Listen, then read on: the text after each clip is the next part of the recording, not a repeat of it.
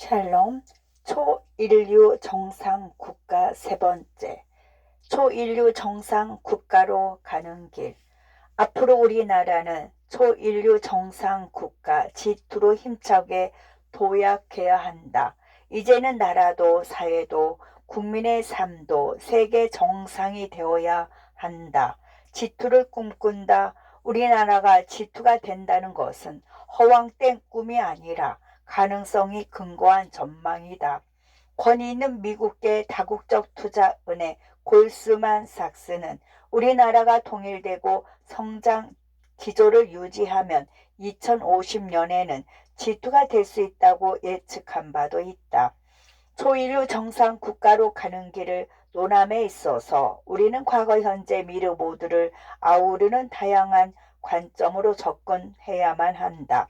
그래서 왜 정상 국가로서의 회복이 필요한지부터 시작하여 코로나 이전의 과거로부터 누적된 우리 정치 사회적 문제점들과 현재 위기의 본질을 성찰할 필요가 있다.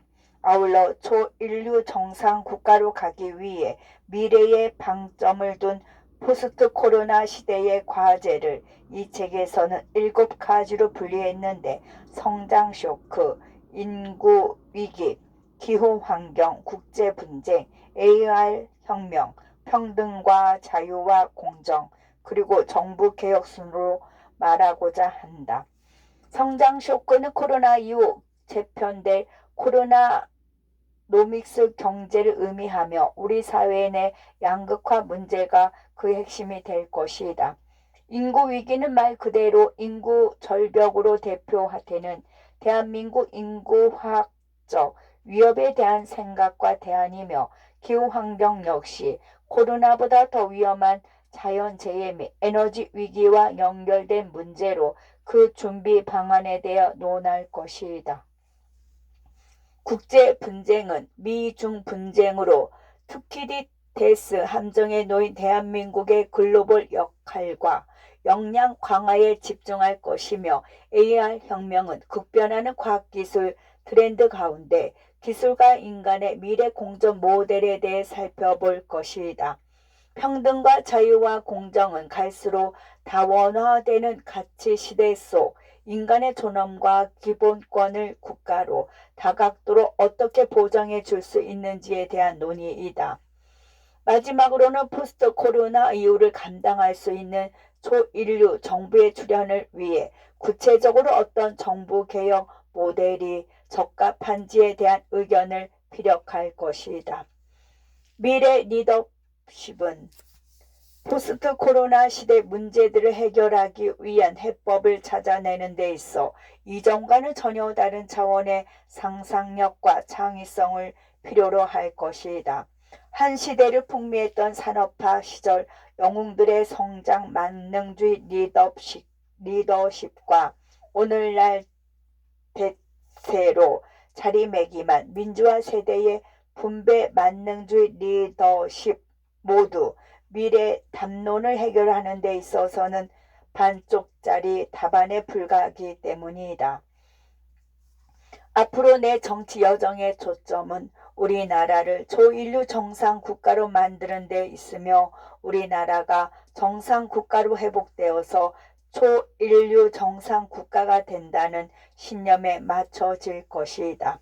가깝게는 잃어버린 국민 일상의 회복을 의미하지만 결국 이전에 가능했던 우리 사회의 발전 가능성까지 포괄한다고 볼 수 있다. 비록 코로나 이전의 삶이 지금보다는 나았을지 몰라도 그때의 일상 또한 많은 변화를 필요로 했던 시기였기 때문에 나의 행보는 오롯이 다음 세대와 미래에 맞춰져 있다. 어느덧 희망이란 단어가 사치가 되어버린 많은 국민들 가슴 가운데 다시금 정치가 바람직한 미래를 보여줄 긍정적인 상징으로 자리 잡을 수 있기를 바랄 뿐이다. 가장 어두운 절망 속에서도 하루하루를 힘겹게 버텨나가는 우리 자랑스러운 국민 한 분 한 분께 이 책을 바친다. 제1부 정상 국가로의 회복. 제1장 왜 정상 국가로의 회복인가? 지금 대한민국은 정상이 아니다. 회복은 어려움 속에서 피어난다. 누구나 피하고 싶어하는 고난의 시간 가운데 조용히 싹트고 힘겹게 뿌리 내리면서 온몸으로 꽃망울을 터뜨리는 기나긴 치유의 순간이 곧 회복인 것이다.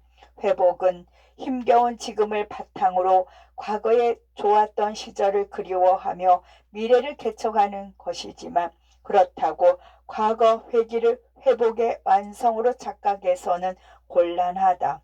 분명 코로나19 이전에 우리의 삶이 더 나았다고는 하지만 과거 역시 많은 회복을 필요로 했던 문제점들이 쌓여 있었기 때문이다. 오늘날 코로나19로 인해 더 힘들어진 것이지 과거라고 해서 살기 좋았던 것은 아니었다. 이전과 같이 꿈을 꿀 수 있으면서도 현재의 어려움을 넘어 과거에 좋았던 시절보다 더 나은 미래를 이루어내는 것이 회복의 목표여야 한다. 특히 이 과정에서 우리 정치가 국민들에게 보여주지 못한 정상 국가로의 회복 청사진을 하루빨리 정비하여 잃어버린 희망의 불꽃을 띄우고 다시 한번 모두의 가슴 가운데 역동성을 심어 주어야만 한다. 정치인은 사람 덩어리이다. 사람들을 위해 사람들이 모여 사람의 꿈과 이상을 현실화시켜주는 것이 정치이다. 그런 맥락에서 봤을 때 정치는 삶의 곳곳에 배어들어 있다.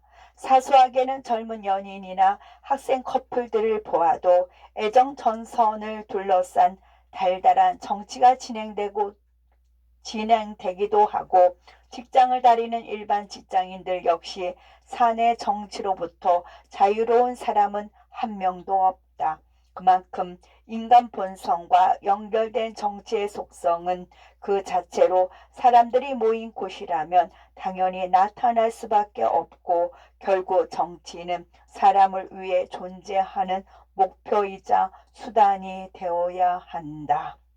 그러나 지금의 정치 현주소를 바라보면 과연 우리 정치가 사람들의 희망을 세워주기 위해 하는 것인지에 대해 깊은 회의와 실망감이 든다.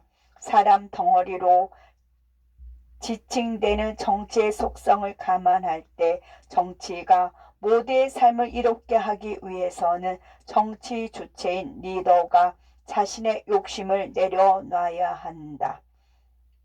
역설적이게도 한 사람이 정치 주체로 자리 잡기 위해서는 권력 의지로 대표되는 정치적 진취성이 있어야 한다. 그러나 그 권력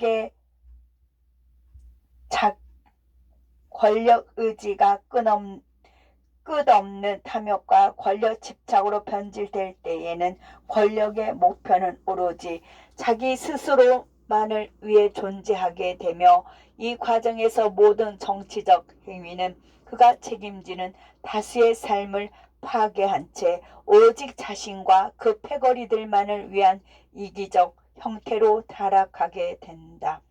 무엇보다 코로나19로 인한 국민적 고통은 이루 말할 수 없는 수준에 이르렀고 앞으로의 삶 역시 이전과는 전혀 다른 새로운 시대적 흐름과 변화에 편입되었다. 이런 엄중한 시기 가운데 우리 정치가 국민적 회복이 아닌 특정 정치적 세력과 진영의 회복만을 맹목적으로 지향하고 추종하게 된다면 앞으로의 대한민국의 회복에 DNA는 걷잡을 수 없이 훼손될 것이다.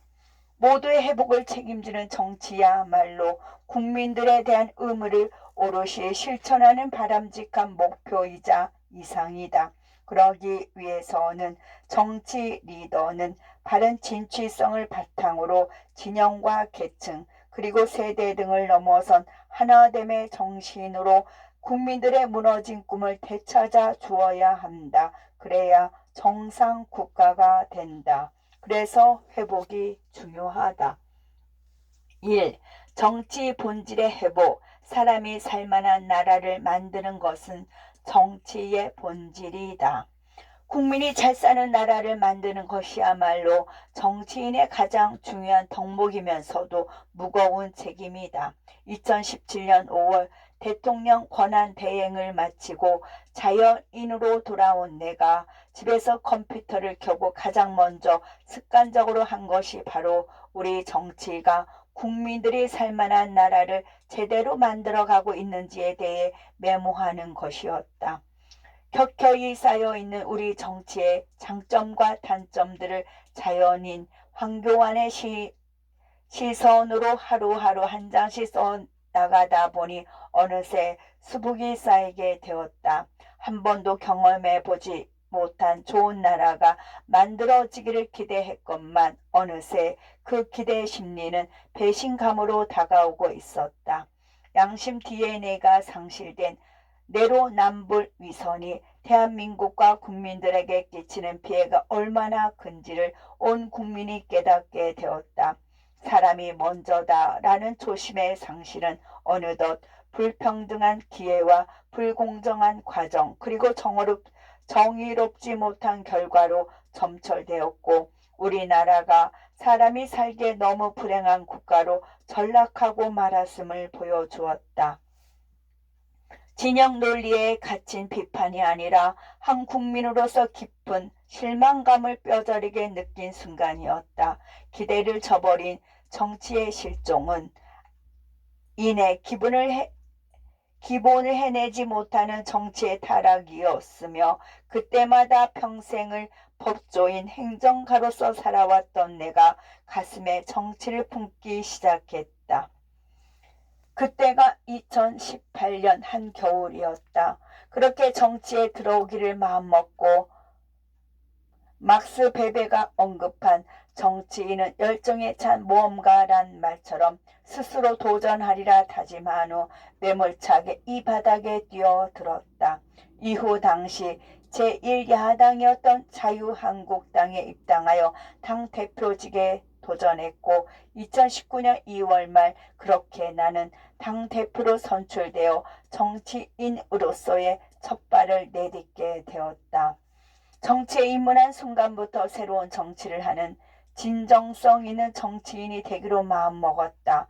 내가 국민이 살만한 나라를 만드는 데 도움이 되기 위해서는 정치를 위해서 살아가는 정치인이 되어야지 정치에 의해서 살아가는 정치인이 되어서는 안 된다는 것을 늘 가슴속에 품으며 하루하루를 보냈다. 무엇보다 정치인에게 있어서 중요한 것은 양심과 염치라고 본다. 아무리 겉모술수의 화려한 언변이 생존 도구로 정당화되는 정치 세계라고는 하지만 한 정치인의 진정성은 스스로를 속이지 않고 사람이 살만한 세상을 그려내는데 자신의 정치적 상상력을 발휘하고 이를 국민들에게 솔직하게 제시할 줄 알아야 한다.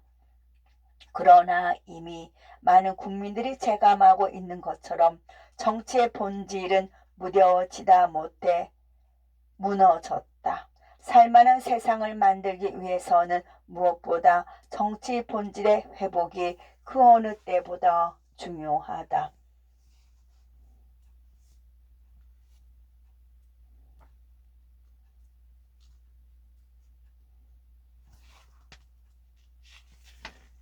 이 정치 공감의 회복, 코로나19 생존 시대와 배부른 여의도. 2020년부터 코로나19가 기승을 부리기 시작하면서 정치의 기능은 그 어느 때보다 커지고 중요해졌다. 뉴노멀을 넘어 비정상이 우리 사회를 지배하게 시작했고 이전과는 전혀 다른 시대 흐름 속에서 사람들을 살리기 위한 정치의 역할과 국민의 요구는 더욱 많아지고 새로워졌다.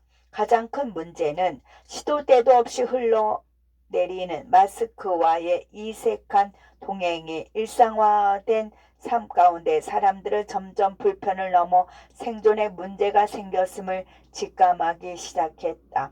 역시 불편한 마스크는 시작에 불과했다. 이후 나 개인이나 우리 사회가 감당해야 할 코로나 위기는 삶의 곳곳에 침투하여 모두의 일상을 심각하게 파괴해 버렸다.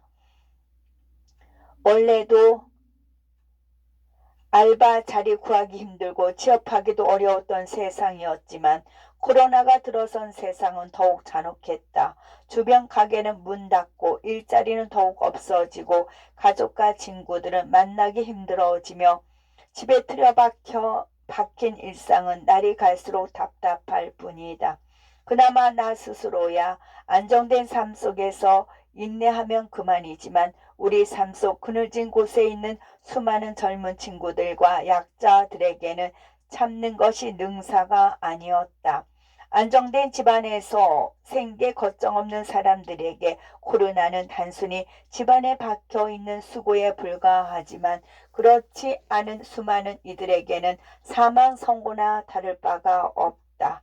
그때 느꼈다. 코로나보다 더 무서운 것이 생존이라는 것을 말이다.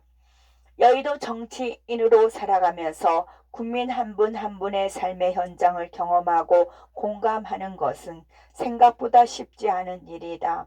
무엇보다 머리로는 이해하지만 가슴으로 와닿지 않을 경우에는 사실상 강 건너 불 구경하는 꼴의 공감 수준에 불과하다고 보는 것이 정확하다. 한 번은 공무원 시험을 준비하는 한 대학생을 본 적이 있다. 자연스레 근황을 묻는 중에 문득 학생들이 하루 끼니를 제대로 챙겨 먹지 못한다는 사실을 듣고 적잖이 충격을 받았다.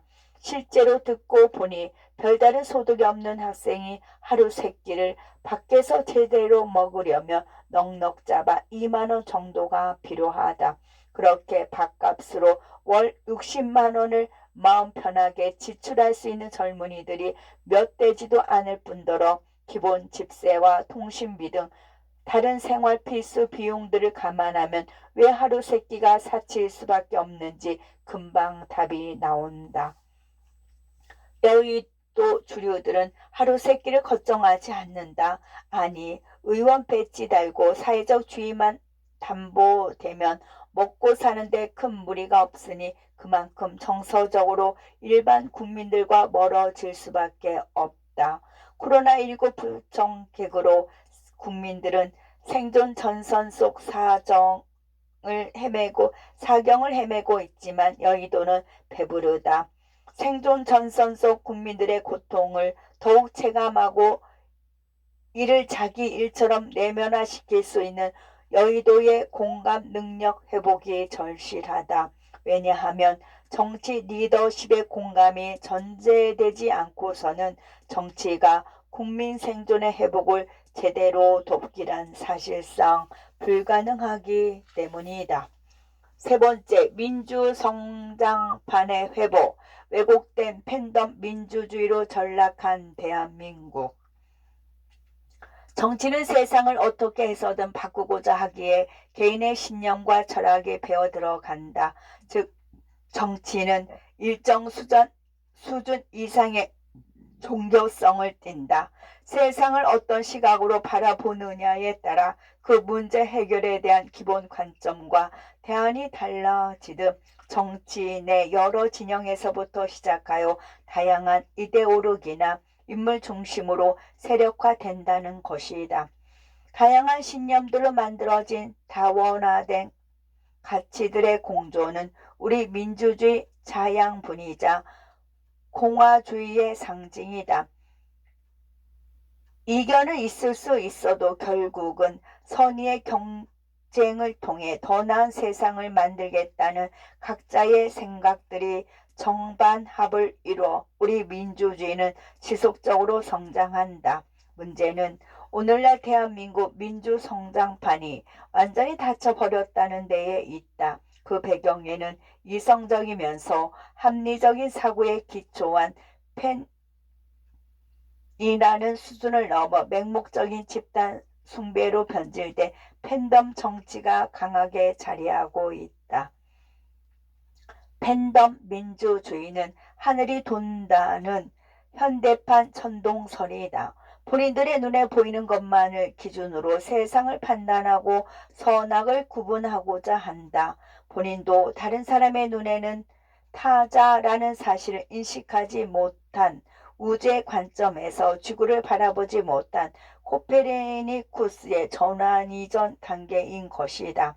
가장 대표적인 사례가 바로 문재인 대통령을 일방적으로 조종하는 문재인 팬들인데, 이는 과거 고 노무현 대통령의 노무현을 사랑하는 사람들이 모임 노사모와도 전혀 다른 양상을 띈다.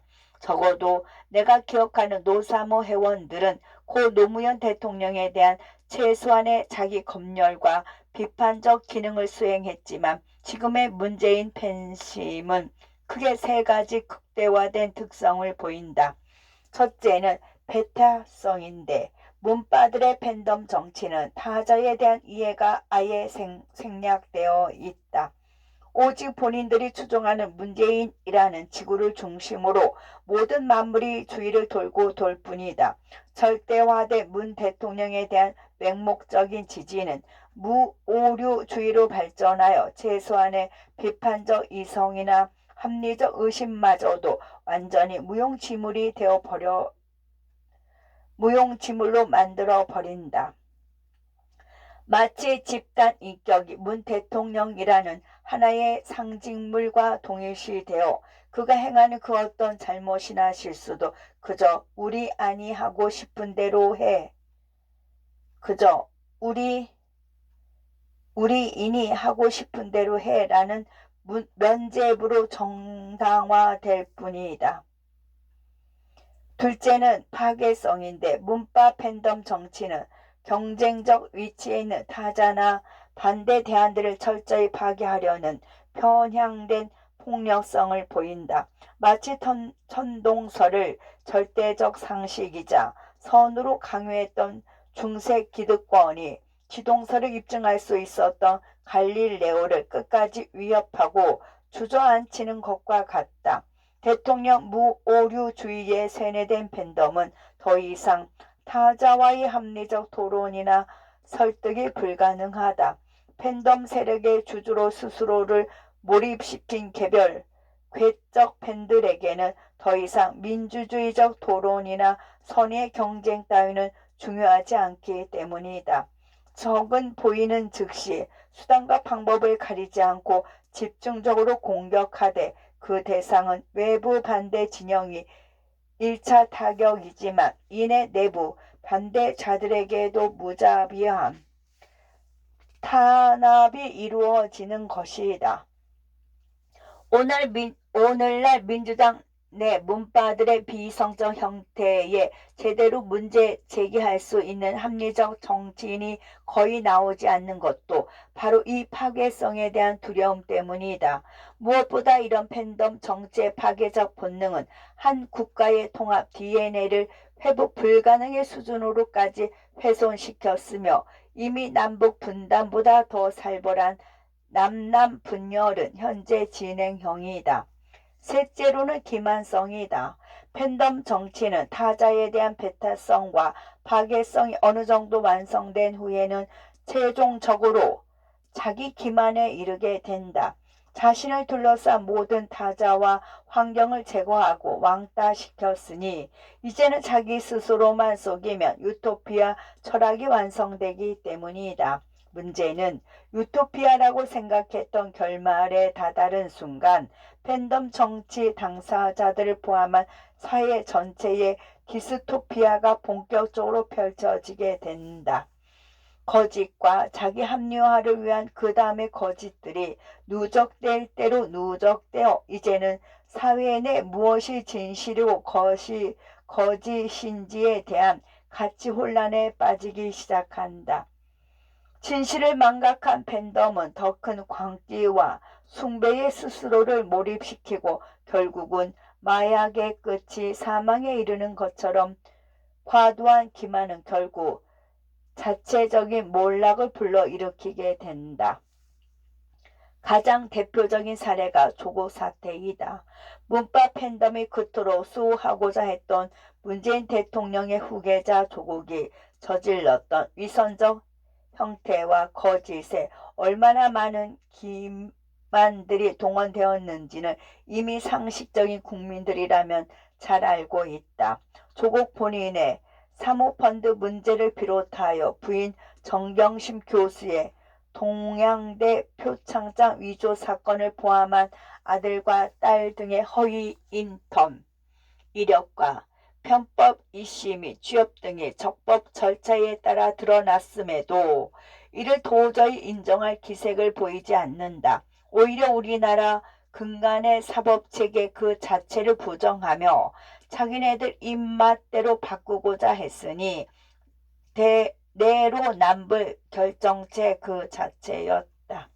결국은 조국 사태의 팬덤 정치의 무분별한 기만 형태는 전 국민의 공분을 사 2019년 개천절에 100만 시민 시위를 불러일으켰지만 그 와중에도 문바들을 비롯한 팬덤 세력들은 공정을 부르짖는 수많은 일반 시민들을 태극기 세력으로 프레임 걸기에 혈안이 되어 있었다.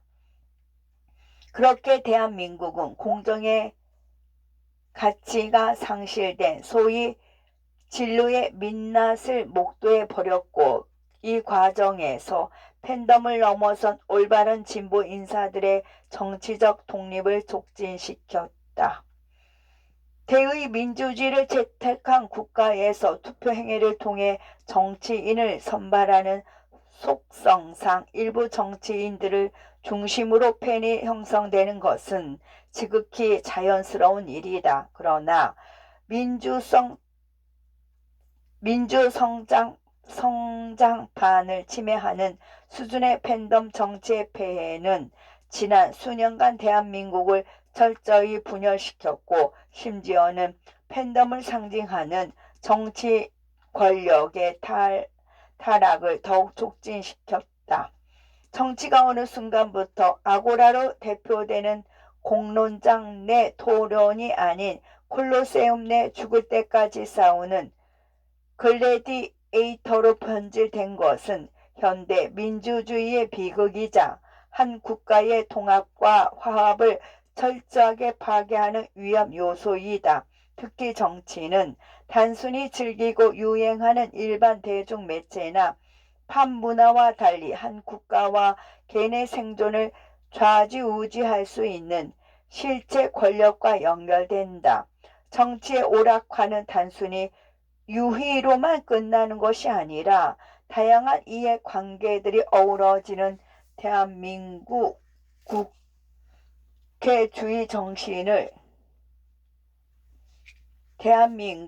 공화주의 정신을 매우 가볍게 하향 평준화시키는 꼴이라 할 수 있다. 특히 이런 팬덤의 유혹은 정치인 스스로가 제어하고 건전한 발전 모델로 성장할 수 있도록 유도해야 한다. 일순간에는 팬덤에 편승한 인기 영합주의와 그에 수반되는 권력이 편리할 수 있을지 모르지만 이러한 유혹에 중독된 대한민국 정치는 공화를 바탕으로 한 진정한 민주주의의 성장을 완전히 가로막는 결과를 초래할 것이다. 대한민국 현대 정치에 있어 가장 큰 도전 과제 중 하나가 바로 이 팬덤 민주주의로 인한 민주주의 파괴 현상이라고 볼 수 있다. 다음 시간에요. 끝.